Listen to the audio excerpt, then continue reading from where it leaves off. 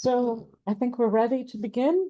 I want to welcome everyone in the room as well as everyone online to another in our series of book talks at the Center for Global Islamic Studies here at George Mason University. Today, we're lucky to have with us and honored to have with us Dr. Ahmet Kuru, who teaches at San Diego State University, where he is the director as well for the Center for Islamic and Arabic Studies. Dr. Kuru has authored many books, most recently a book that is going to look at authoritarianism and underdevelopment by Cambridge University, which won multiple awards and was included in the Times Literary Supplement Books of the Year, translated into 16 languages, no less. But today, Dr. Kuru is going to take us a little bit further back to a book that was published 7 years ago on the relationship between religion and politics, a book that is titled Islam, Authoritarianism, and Underdevelopment. And in that book, he did examine and is going to continue to just talk to us about the relationship between religious authority figures and the state.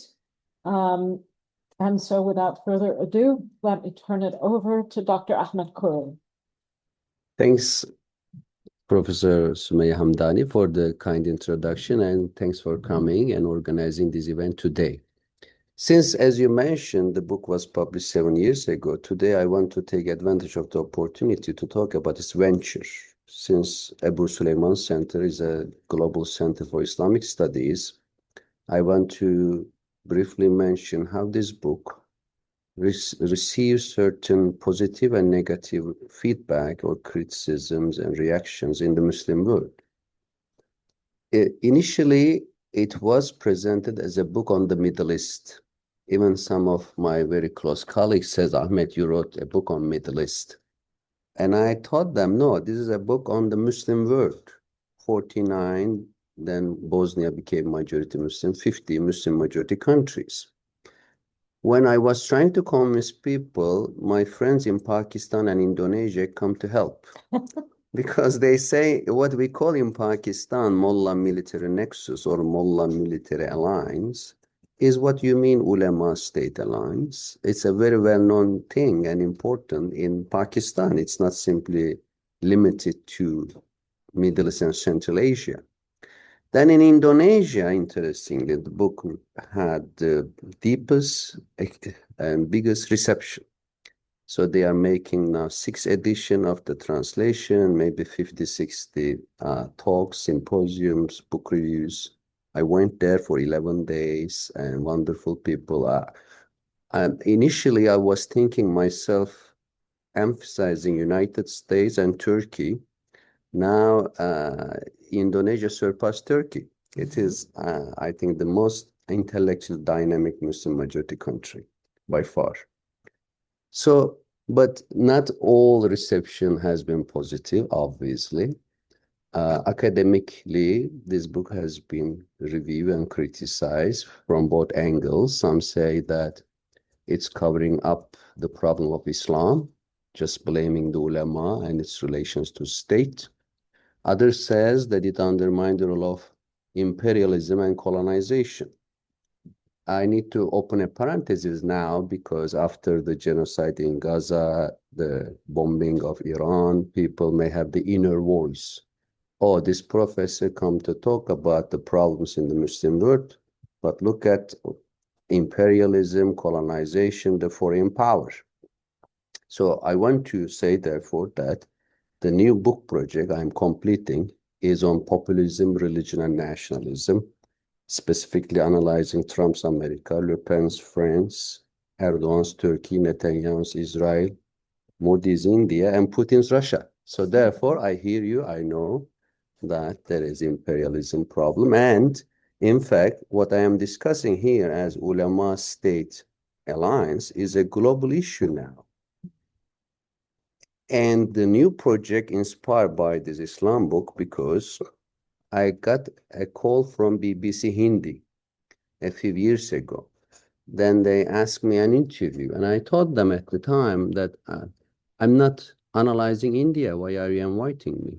They say, what you study is very relevant because Modi is now building a clergy-state alliance to make India a Hindu majority state.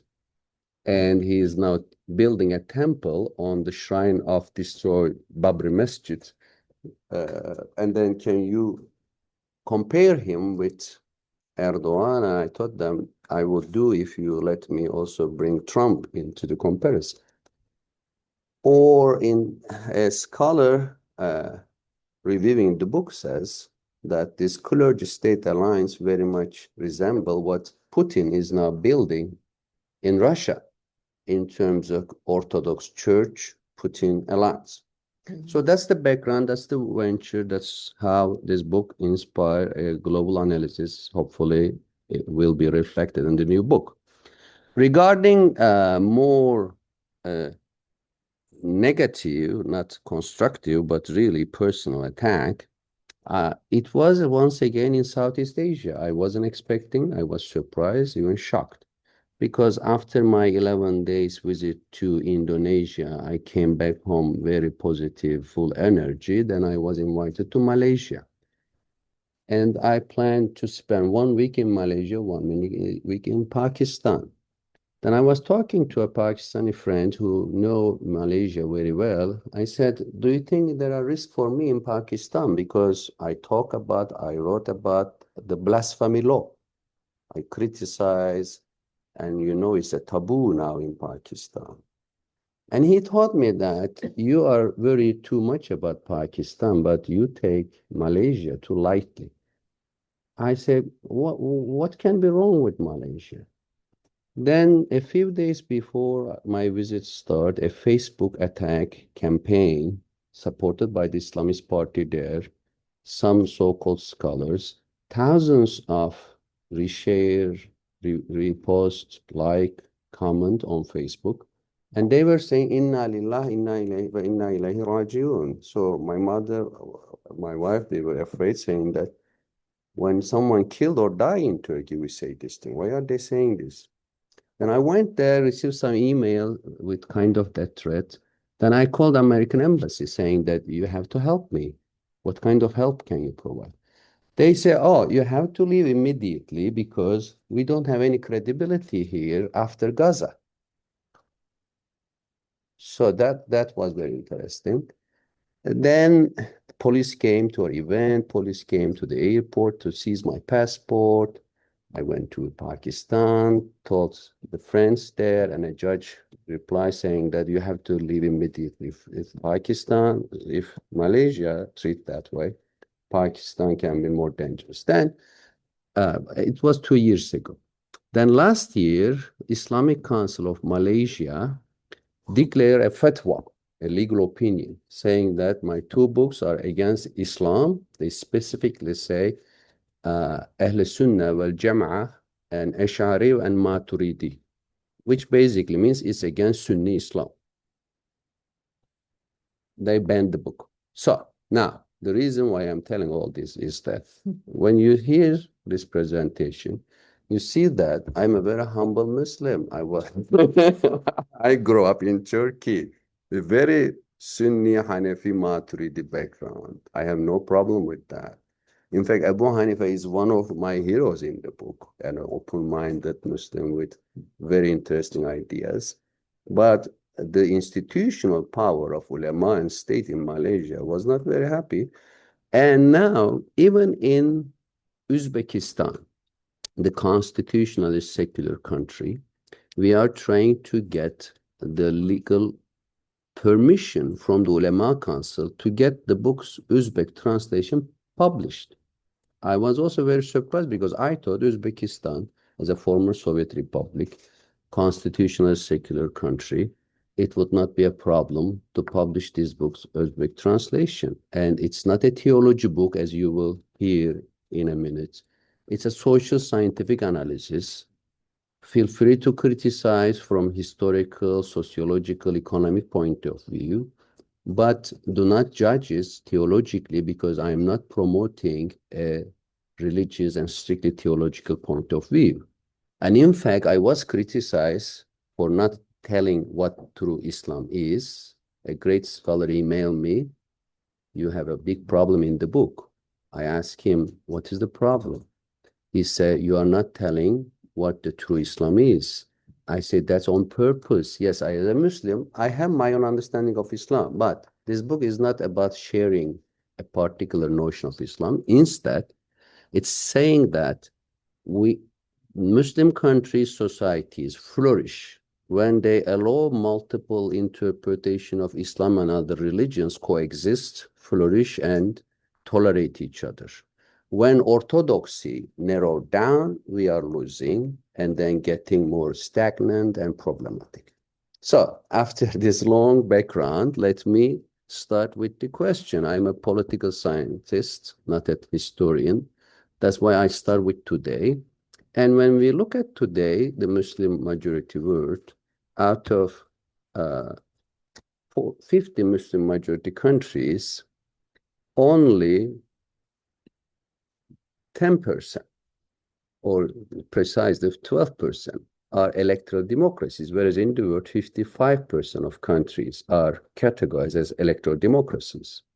And also, when we look at the socioeconomic criteria, in terms of GNI or GDP per capita, literacy rate, schooling, and life expectancy, Muslim majority countries show lower level of development, not only in comparison to Western countries, but also in comparison to the world averages.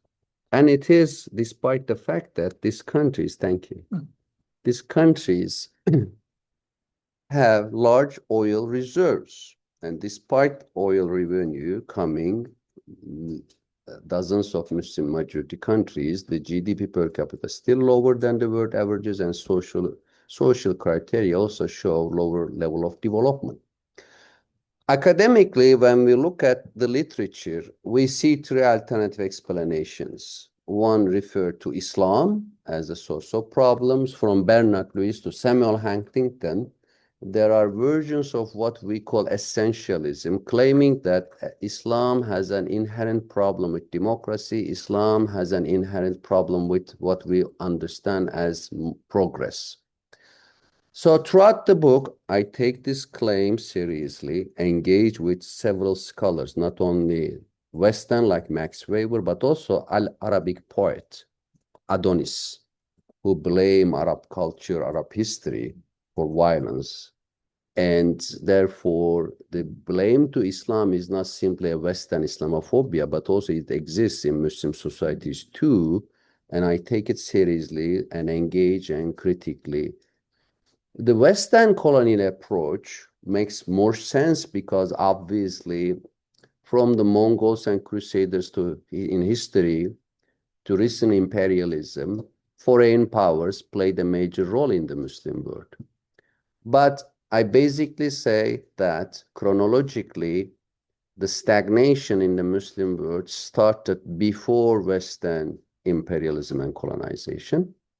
And most countries in the world have been colonized from Latin America to East Asia, either directly or semi-colonial like China. But they have achieved economic progress, and in some cases, like Latin America, more democratization. Why not the Middle East and other parts of the Muslim world? That's my major critique of the post-colonial approach. The one alternative argument I'm going to present today is about the class relations, especially religious, political, economic, and intellectual class. When these four, you can add more in the modern times, but these basic four from history to present have an autonomy each other, certain level of independence and separation, then countries flourish, they have creativity, they have dynamism. In the Muslim world, when we look at the history from 8th to 12th century, Muslims were very successful in terms of philosophy and natural sciences. Then they were also very active in commerce and trade making. I want to emphasize here that the argument in my book is not simply that after 12th century there was an imminent decline of the Muslim world and imminent rise of the West. No, from 12th to 16th, 18th, 17th centuries, there was a comparable level of development, still a competition between the two regions. But after Galileo, Kepler, and 1600, the rise of the West and Western supremacy. Similarly, on the issue of economy, we see how Muslims were brilliant at their early history, then comparable levels end up with Western supremacy. And I regard military history as a reflection of this scientific and economic development, competition, and decline. So what explain is here that the Muslim golden age from the 7th to 12th centuries was based on the very active participation and contribution of two classes. One is independent scholars, the other is merchant class. Yes, the patronage of Abbasi caliphs and others played a role, but the main dynamic environment created by scholars. And scholars refer to both Islamic scholars, such as Abu Hanifa and others, and philosophers like Khwarizmi, who was a mathematician and gave us terms we use in English today, like algorithm and algebra. Razi was a medical scientist and philosopher. Ibn Haytham, who innovated the first prototype of camera, the dark room. Farabi, a musician and a political philosopher. Ibn Sina, a philosopher and a medical doctor. And Biruni, who wrote the very important ethnographic book on India, and who was also a geographer and a polymath. So the combination of this Islamic scholarship and the philosophical productivity emerge under certain separation between ulama and the state. We have both anecdotes about this and numerical data. One major data collection shows that out of 3,900 Islamic scholars from Egypt to eastward from 8th to mid-11th centuries, only 9% of the Islamic scholars, ulama, accept to receive money from the government or the caliphate, state authority, public authorities. Whereas 91% were privately funded, and this is not simply a coincidence, but it was a principled decision. We have many anecdotes. For example, Bukhari today is regarded an author of a canonical hadith book in Central Asia, coming from the city Bukhara. The governor of Bukhara sent a messenger to this great hadith scholar of Sunnis, today Sunnis, Bukhari, and saying that, come and teach my son hadith, I'll pay you. Bukhari sent a message back saying that I will not come to serve you. Send your child to my house, my circle, if he really wants to get education. And obviously the governor was outraged, put Bukhari into a village in exile where he died. So did he know what would the reaction of governor? Yes, he did.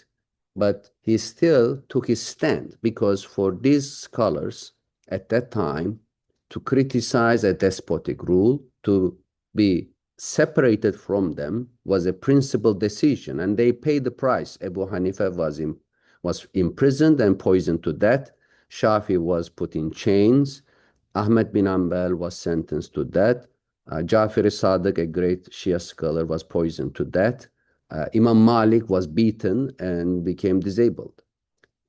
And this period of certain level of separation was replaced in the 11th century by the rise of Ulema-State alliance.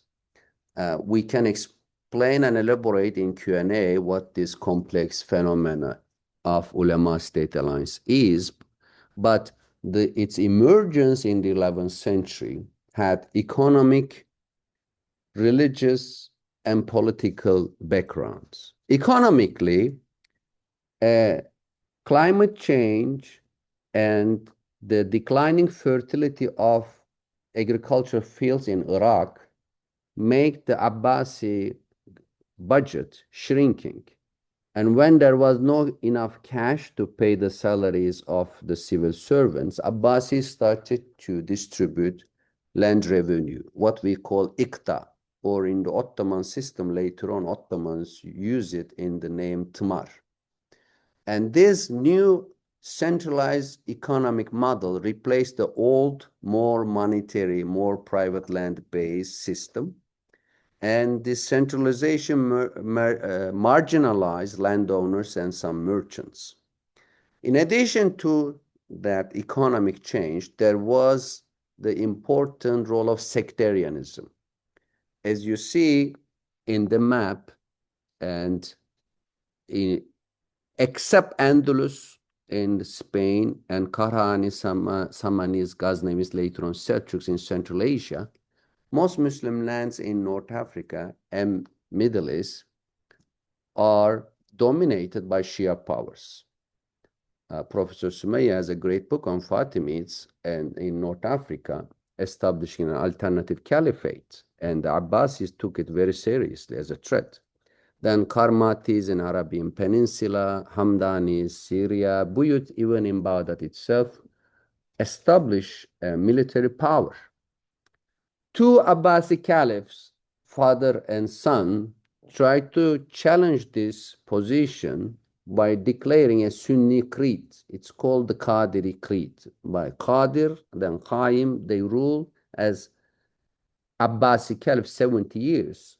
And these smart leaders knew that they no longer have political and military power. That's why they want to use religious solidarity to unify the divided Hanefi, Hanbali, Maliki, Shafi schools, Asharis and Maturidis later on, bring them together to create a Sunni synthesis. And in addition to the economic centralization and the rise of Sunni orthodoxy, there came the Seljuks from Central Asia to Baghdad, from Baghdad to Damascus. And the Seljuks were nomadic warriors, and they, instead of the trade-based system, they established more military-based system. And in this regard, the rise of Ulema-State alliance was a combination of ideological factors, mostly Sunni orthodoxy and Qadiri creed, economic factors, the land revenue distribution Iqta system, political factors, the military state and conquest, and the agents, Abbasi caliphs, Seljuk sultans, Nizam al-Mulk, and the great scholar Ghazali also contributed, at least at the first part of his life.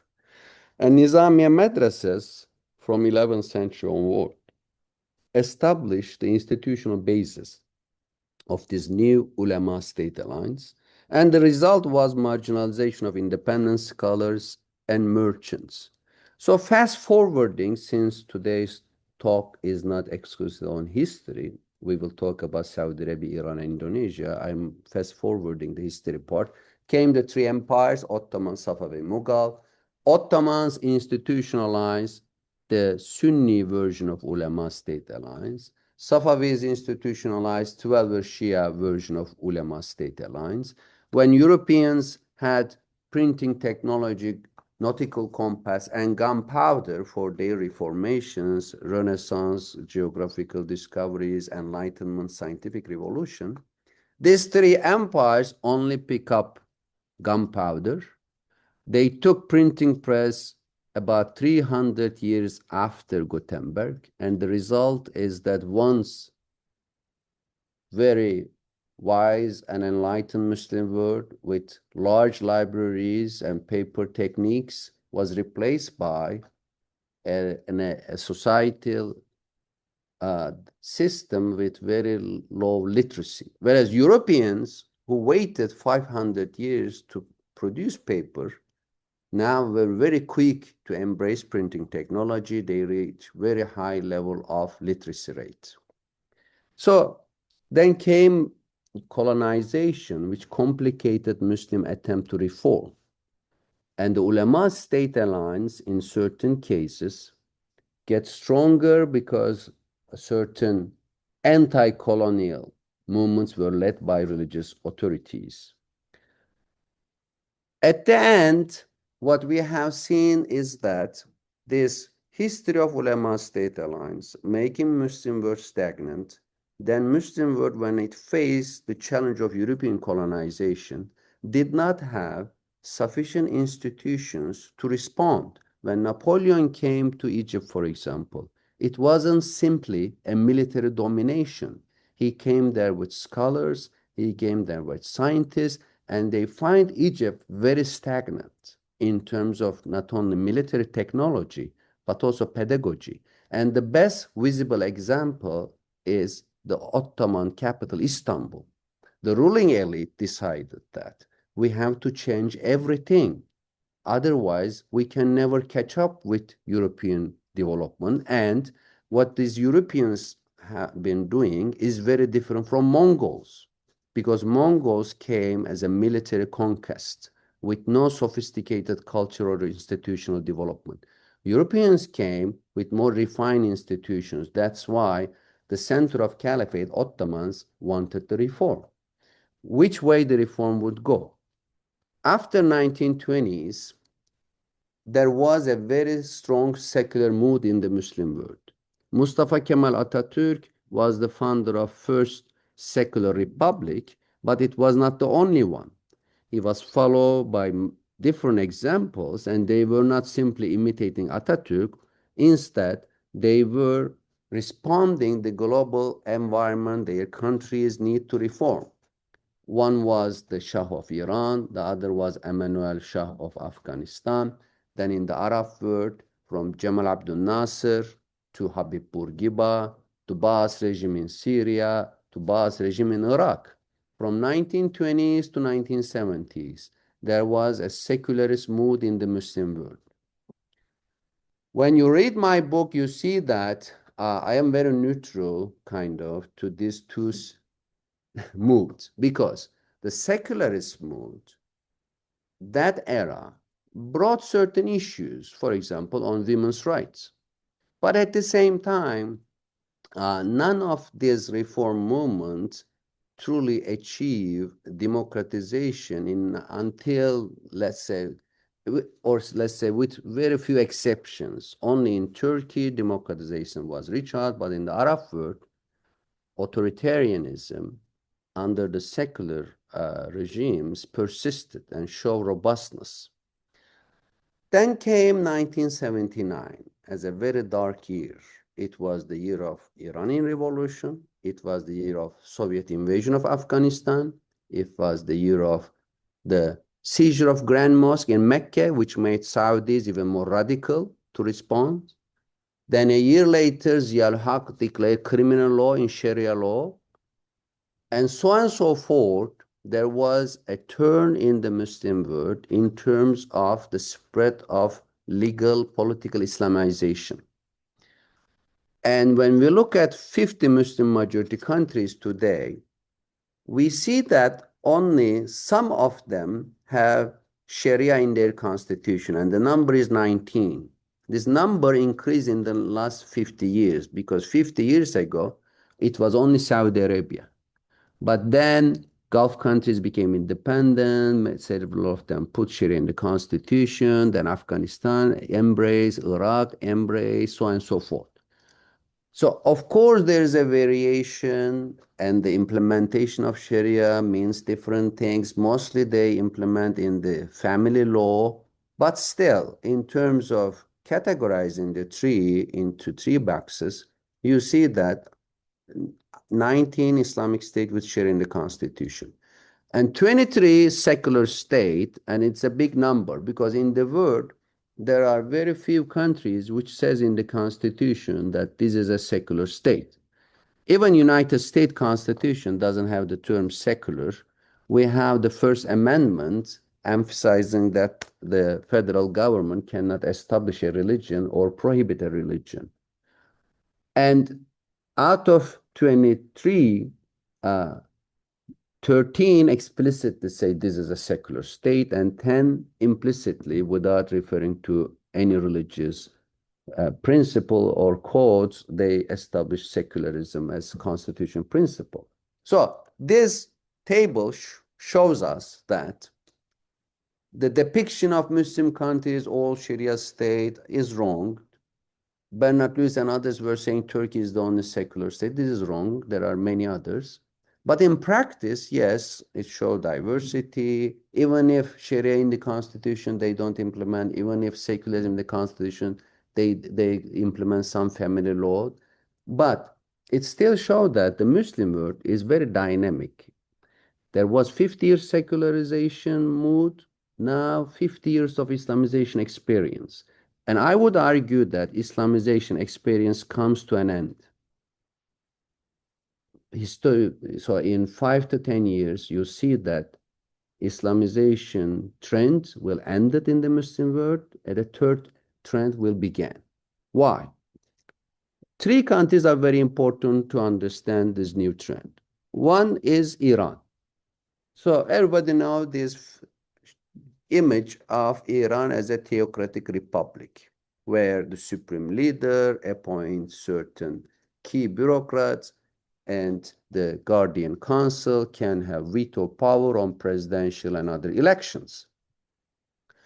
And societal change in Iran is very powerful because according to several surveys, like this one done by 2 scholars in Netherlands, about 50% of Iranians are saying that they are no longer Muslim because they are reacting to Islamist government. So, of course, it's very difficult to have a Gallup survey with certain concrete data for Iran. It's not an open society, but if it is not 50%, but 40%, 30%, 25% even is a high number if people say they left Islam because of their reaction to political system. So at this point, of course, there is the military attack on Iran, Israel-America bombing on Iran. This is one element of dimension. But we should not forget that before this attack began, a month ago, there were protests. And then on the street, they killed thousands of people to protect the regime. So Ulema-State alliance in Iran, I would argue that in a big crisis, I'm not expecting a secularist popular uprising and revolution soon, but it may turn into a more military regime under the Revolutionary Guard rather than a theocracy idealized and predicted and imposed by Khomeini. Another interesting country is Saudi Arabia, because as I said, that was the leading model of Sharia-based state even before Iran. But now there is MBS Mohammed bin Salman, and last year I went to Mecca, Medina for Umrah, and I had the chance to observe as well. And one of the interesting thing is the multiplication of museums in Saudi Arabia. After a century of destroying history, they finally came to the point that history matters, museums should be open, and tourists should come to the country. And when I was in the Medine Munawwara Mosque for the Friday prayer, they didn't recite the hadith, Kullu bidatin dalalet, kullu dalaletin finnar. Everywhere, they impose this hadith every Friday, that all innovations are deviation and all deviation are in hellfire. In California, you cannot find a mosque without reciting this. But now it was eye-opener that they didn't recite in Medina because they want to change. Maybe they are taking UAE model. Maybe they are trying to be more state-centric. And when I was in Indonesia, some friends told me that MBS challenged your book. I said, in what way? In a way that he shows it's all about state, because like Thanos destroying and killing half of the population. He just flipped his fingers and put ulama in a defensive position. But then I told my friends, what did the Chinese premier says when he came to California and asked about the result of French Revolution? What did he say? He said it's too early to talk about the result of French Revolution. So we have looked at the longue durée. We don't know how the ulama in Saudi Arabia will react, what will be the result of MBS attempt. And then came Indonesia. As I emphasized at the beginning of my talk, unfortunately, Malaysia has this fatwa against my books. Then Compass, like the New York Times of Indonesia, if you like New York Times, invite me to write an essay to compare Indonesia and Malaysia, saying why Malaysia treat me not so nicely, and Indonesia, I was treated like a celebrity. So then I explained that there are many big differences in Indonesia and Malaysia, and a major one is that Indonesia has a diversification of religious authority. Unlike Malaysia, where religious authority, Jakim, is a Sharia police authority, very centralized and powerful with its own court system, which is a police system. Whereas in Indonesia, there are two non-governmental Islamic organizations. One is Nahdlatul Ulama, the unified ulama. The other is Muhammadiyah, followers of Muhammad. Muhammadiyah is in the sense of Muhammad Abdu, is more scientifically oriented, critical of local traditions, more text-based understanding of Islam, whereas Nahdlatul Ulama is more friendlier with Tasawwuf, Sufism, local traditions. Both have schools and both have claims about the numbers. Nahdlatul Ulama say we have 90 million followers. Muhammadiyah say we have 30 million followers. These are very big numbers that you can see elsewhere like Turkey and Egypt. So do I see the Iranian theocracy, Saudi, Wahhabi Saudi alliance in decline and Indonesia is a rising star? Unfortunately, no. Why? Because first of all, we really don't know whether in Iran there will be a major transformation or not. It will take time. We have to keep watching. And yes, in Saudi Arabia, Salman, MBS, Mohammed bin Salman, tried to sideline Wahhabi ulama. And interestingly, he started from the foundation of Saudi Arabia, because the foundation story of Saudi Arabia was exactly what I depict in the book. There was the clergy, Wahhabi ulama, and the Saudi clan, and they get married. Literally, there was a marriage and metaphorical. That's the beginning. Now, Mohammed bin Salman says Wahhabis are not part of the foundation. It's all about Saudi clan. He changed the museum in Saudi Arabia to depict this nation-building story. In Indonesia, there are multiple challenges. With certain credits I give to Indonesia, we have to be cautious. Why? Because first of all, its democracy is under threat to a large extent. There are debates about it. And the second thing is this Ulema-State connection. The previous president, Jokowi, gave mining concessions to Nahdlatul Ulama. So Nahdlatul Ulama leadership accept this mining concession with the idea that we can use the money for good purposes.